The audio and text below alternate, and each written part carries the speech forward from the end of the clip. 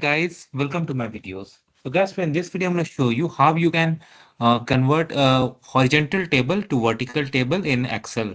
Okay. So guys, we can use transpose function for this and how I'm going to show you. So make sure you watch it till the end. So see, I have a very simple table. Okay, very simple.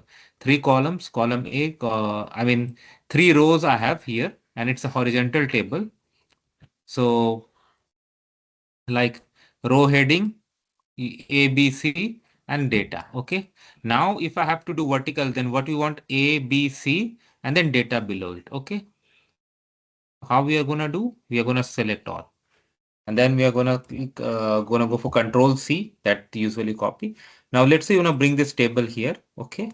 So what I'm gonna do now? I'm not gonna do Control V. Instead, I'm gonna do Control plus Alt plus V. Remember, Control plus Alt plus V. So instead of paste, it will open paste special as you see. And here I will select transpose. Click on OK. There you go. You got a vertical table, three columns, four rows. Earlier you had a horizontal table where you had five columns, three rows. So in this way, you can easily convert and use it. So thanks for watching this video, guys. Please subscribe to the channel. Thank you.